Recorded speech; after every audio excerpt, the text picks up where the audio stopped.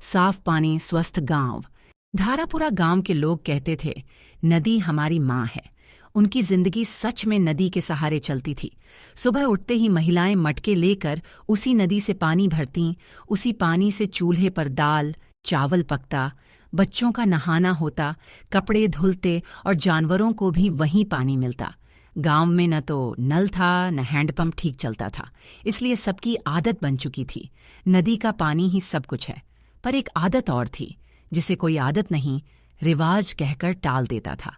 गांव के अधिकतर लोग शौच के लिए भी नदी किनारे ही जाते थे।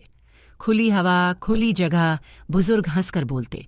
बरसात में जब नदी का पानी बढ़ता तो वहीं किनारा और नजदीक आ जाता।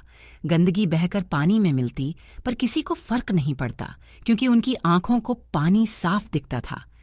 फिर एक दिन गांव में अजीब सी परेशानी शुरू हुई। पहले 2 बच्चे पेट दर्द और उल्टी की शिकायत लेकर पड़े। फिर एक घर में सबको दस्त लग गए।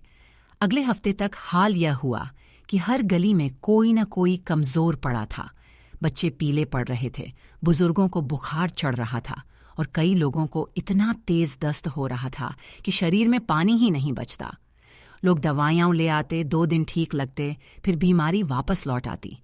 गांव के वैद्य ने काढ़ा दिया, किसी ने नींबू नमक का पानी पिलाया, किसी ने कहा मौसम का असर है, लेकिन मौसम तो हर साल आता था। इतनी बीमारी पहले कभी नहीं फैली थी। सबसे बुरा हाल छोटे बच्चों का था।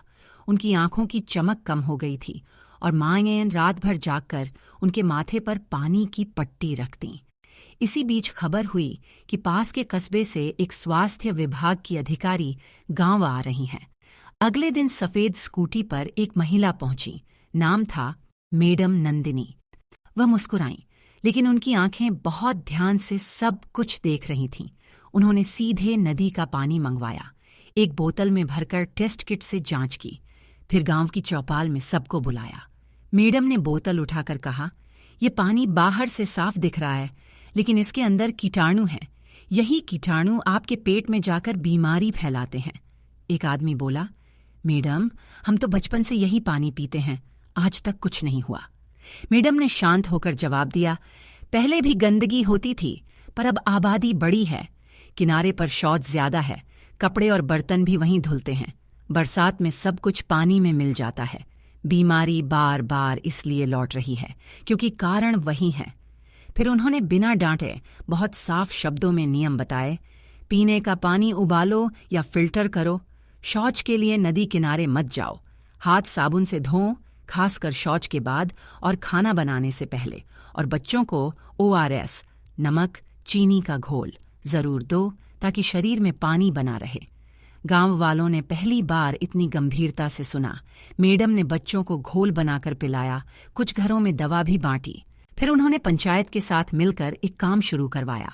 गांव के किनारे खाली जमीन पर अस्थायी शौचालय पिट बनवाए गए और धीरे धीरे पक्के शौचालयों की योजना रखी गई।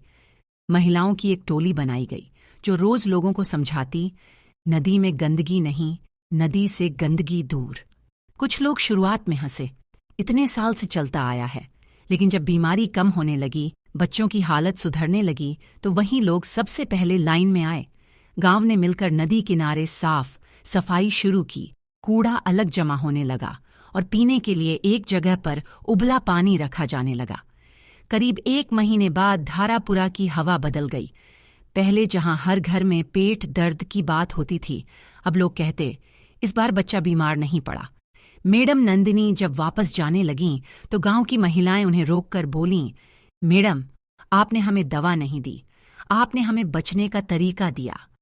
मैडम मुस्कुराईं और बोलीं, याद रखना, नदी माँ है और माँ का सम्मान उसे साफ रखकर होता है। और धारापुरा ने उस दिन समझ लिया कि साफ सफाई कोई छोटा काम नहीं, ये पूरी जिंदगी की सुरक्षा है। मैं उम्मीद करती हूँ कि आपको मेरी यह कहानी पसंद आई होगी। अगर पसंद आई है तो प्लीज़ मेरे चैनल को सब्सक्राइब कीजिए, वीडियो को लाइक कीजिए और शेयर कीजिए। तो चलिए फिर मिलते हैं अगली वीडियो के साथ। धन्यवाद।